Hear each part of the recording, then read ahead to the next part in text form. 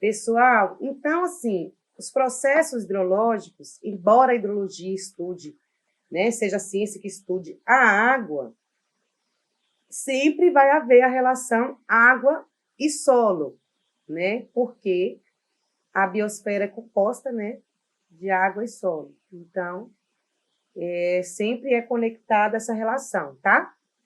Então, todo esse funcionamento, como eu estou falando da bacia hidrográfica, né, ela ocorre aí pela precipitação, a retirada da água, o desenvolvimento, o escoamento, tá?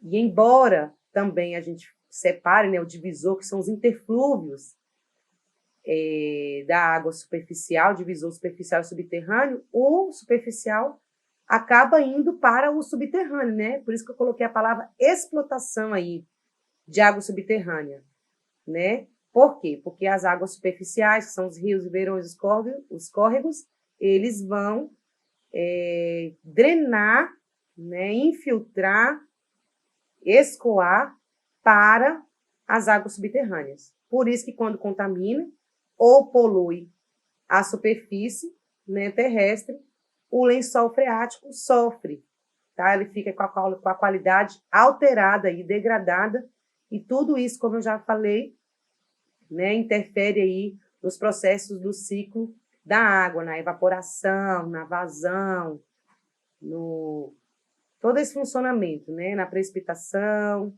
na condensação, certo? Então, o funcionamento, pessoal, da bacia hidrográfica, ele tem alguns itens aí que eu destaquei.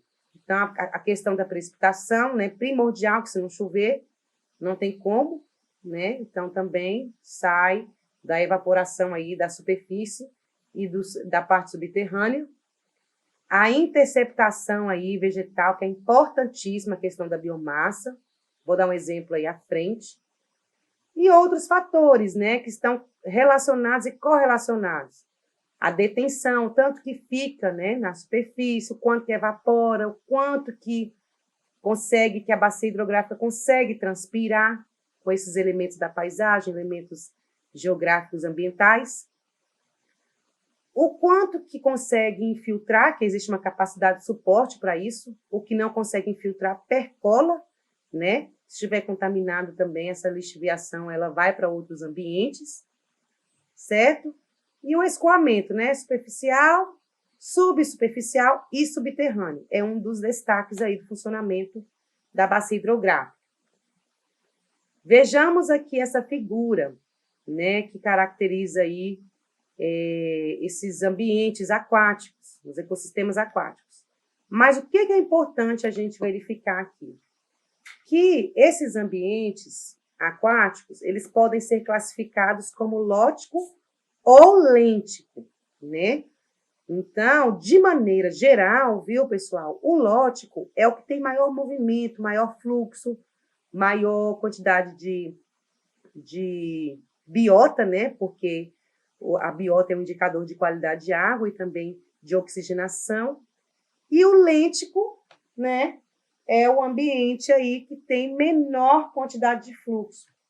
Então, ele é um ambiente aí mais quietinho, né, que tem menos atividade viva, certo? Menor quantidade de oxigênio e tudo. Ontem, nos mapas interativos, lá nós vimos, né, vários regimes lá que vocês colocaram no fórum. Lótico, lêntico. Vocês perceberam que em Porto Nacional a usina hidrelétrica possui um ambiente lêntico, né? E em Palmas, a usina hidrelétrica, né, o lago possui ambiente lótico? Não sei se vocês perceberam, né? Mas vocês participaram lá no fórum e colocaram. Por quê? Visivelmente, isso a gente percebe quando a gente passa ali na ponte, né, que agora não tem mais ponte, que é a balsa, mas na ponte ali, ao redor ali das estradas, a gente vê que o lago está bem paradão, né, tem presença de macrófitas, tá? Então, no geral, se classifica dessa forma. Mas, do ponto de vista técnico e científico, a classificação desses ambientes aquáticos, né, principalmente de lagos, tá? É em relação ao nível trófico, que é o que eu estou falando, né, sobre a cadeia alimentar, e esse tipo de circulação, tá? Então, às vezes, tem um ambiente que, é um rio natural, mas ele pode ser lêntico também, né? Depende de outros fatores ecológicos e antrópicos, né? Porque se teve interferência antrópica, se construiu uma represa, uma barragem, uma usina, então ele pode ser, o leito do rio dele é alterado. De lógica, ele pode se passar lêntico e vice-versa, tá?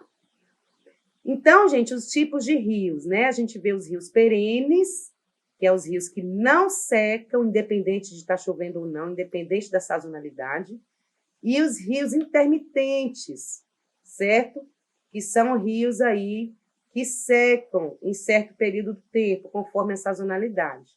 Então, também essa classificação é conforme o fluxo de água. No Tocantins, tem muitos rios intermitentes, viu, pessoal? Então, às vezes, o pessoal usa para plantio, por falta de conhecimento, usa para construir alguma edificação, alguma coisa, e quando começa a chover, percebe a presença do rio, né? Então, é muito comum no Tocantins. Inclusive, existem outorgas que não são liberadas porque existe a presença desses rios intermitentes aí que não tem vazão, né, durante a seca, então não tem como liberar, tá? Ou é liberado de uma outra forma, né, em forma de cacimba, que é pelo afloramento do lençol freático, tá, pessoal? Então, tem essa região que eu falei para vocês ali, do Rio do Coco e do Rio Javaés e do Formoso, foi impedida aos outorgas aí no ano de 2018, aí, até o ano passado, porque a vazão estava baixíssima. Então, os afluentes não deram conta de demandar, né, a vazão do rio necessária para as atividades agrícolas e agroeconômicas da região ali, que é a época de conflito que eu passei para vocês aí anteriormente, tá? Então, em relação ao funcionamento das bacias hidrográficas, como eu falei, a questão da vegetação da biomassa é imprescindível. Gente, essa interceptação, é um nome dificilzinho, mas o nome técnico é esse mesmo. Por quê? Porque com a presença das plantas, da floresta da biomassa, em regiões tropicais, percebe-se aí um aumento da evapotranspiração de 57%. Né? Em outras regiões montanhosas ou desmatadas, a gente vê uma interferência de interceptação aí de 5%, tá? E isso é um demonstrativo, só para a gente ter ideia. Outro fator importante nessa questão da presença da biomassa é a serrapilheira, que é galhos, folhas, a vegetação que fica sobre o solo, né? Que a gente chama também, tem projetos aí de mecanismo de desenvolvimento limpo, que a gente chama de RED, né? Que é a presença aí da biomassa aí acima do solo. Então, influencia totalmente na capacidade de retenção do solo, porque protege, aumenta a umidade, tá?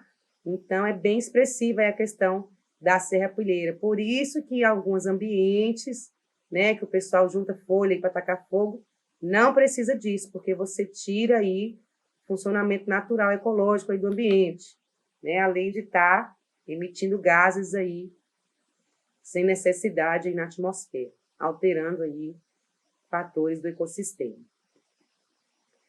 Essas figuras que eu vou mostrar agora à frente são formas de drenagem que acontecem nas bacias hidrográficas.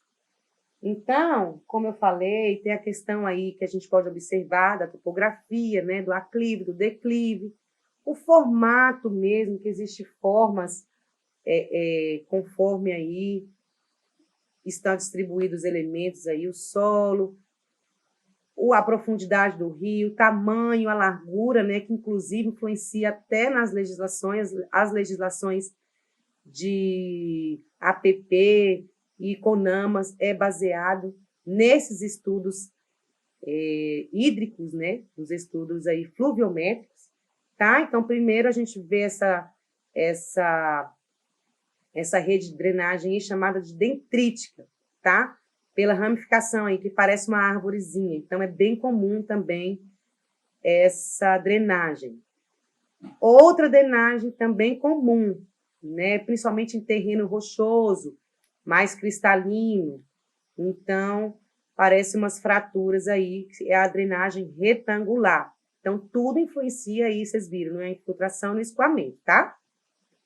velocidade da água.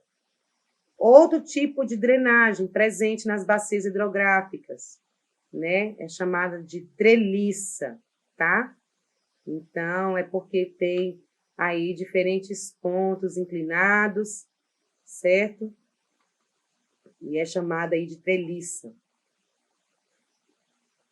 Outra também comum em regiões montanhosas é essa drenagem denominada radial, tá? Então, é bem presente em regiões montanhosas, região de vulcão, região de cordilheira.